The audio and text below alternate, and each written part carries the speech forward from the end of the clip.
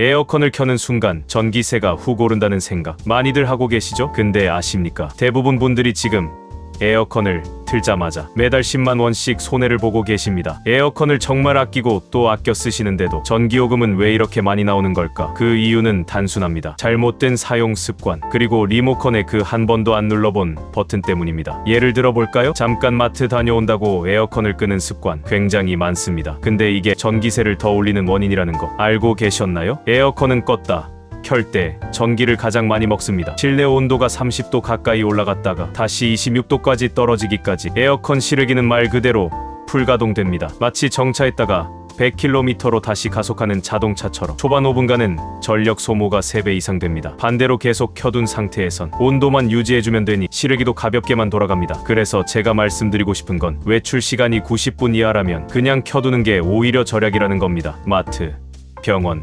미용실, 동네 산책, 이런 외출엔 절대 끄지 마세요. 또 하나 오해가 많은 게 제습 모드입니다. 바람이 덜 나오니까 전기를 덜 먹을 거다, 이렇게들 생각하시죠? 그런데 제습 모드도 냉방 모드와 거의 비슷하게 실외기가 계속 돌아갑니다. 전기세도 비슷합니다. 하지만 장마철이나 습한 날엔 제습이 체감적으로 더 쾌적해요. 실제로 실험해보면 같은 온도에서 제습 모드가 냉방보다 2배 넘는 습기를 제거합니다. 그러니까 처음엔 냉방으로 집을 시원하게 만들고 12시간 뒤에 제습으로 바꾸는 게 가장 효율적입니다. 이렇게 하면 시원함은 유지되고 습도만 깔끔하게 떨어지죠. 그리고 의외로 많은 분들이 에어컨 바람 방향을 아래로 설정해두고 쓰십니다. 발끝이 시원하니까 그게 좋은 줄 아시는데요. 사실 찬 공기는 아래로 가라앉고 더운 공기는 위로 올라가는 게 공기의 기본 원리입니다. 그래서 바람을 위로 천장 쪽으로 보내야 냉기가 자연스럽게 아래로 퍼지고 방 전체가 시원해집니다. 발만 시원하고 머리는 뜨거운 이상한 상황, 바로 잘못된 바람 방향 때문입니다. 그리고 실외기가 쉴 새 없이 도니까 전기세는 계속 오르는 구조가 되는 거죠. 자, 이제 리모컨을 한번 들여다보겠습니다. 오토 또는 자동,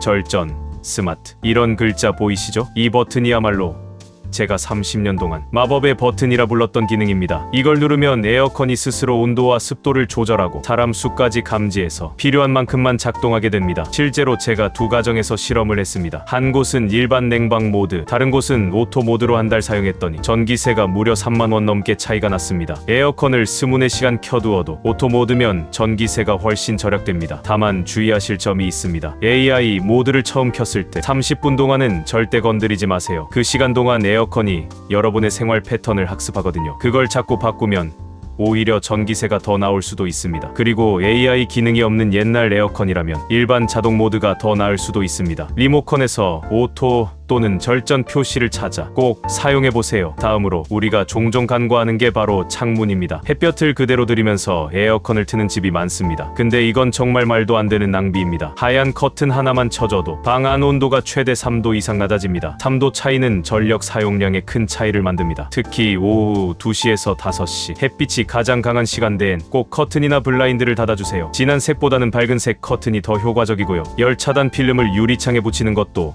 정말 좋은 방법입니다. 그리고 바람은 잘 나오는데 냄새가 나거나 전기세가 갑자기 많아졌다면 가장 먼저 의심해야 할 건 필터입니다. 제가 방문했던 한 할머니 댁에선 에어컨 필터에 까만 먼지가 잔뜩 껴 있었어요. 세척한 적이 없다고 하시더군요. 그 상태로 3년을 쓰셨는데 전기세가 매달 15만 원씩 나왔습니다. 제가 필터만 깨끗이 청소해드렸더니 그 다음 달 전기세가 7만 원대로 떨어졌습니다. 필터가 더러우면 에어컨이 숨을 쉬기 힘들어요. 공기를 빨아들이기 위해 더 힘을 써야 하니 당연히 전기를 더 먹게 됩니다. 필터 청소는 2주에 한 번 미지근한 물로 닦고 그늘에서 완전히 말린 후에 끼우면 됩니다. 딱 10분 투자로 한 달에 5만 원 절약되는 거예요. 마지막으로 전기세를 줄이는 가장 강력한 방법, 바로 정부의 에너지 바우처 제도를 활용하는 겁니다. 이 제도를 통해 65세 이상 어르신, 장애인, 임산부, 기초수급자, 차상위 계층은 여름철 전기요금을 최대 70만 원까지 지원받을 수 있습니다. 정말 간단합니다. 주민센터에 신분증만 들고 가셔서 신청서 작성하시면 됩니다. 바우처는 카드로도 받고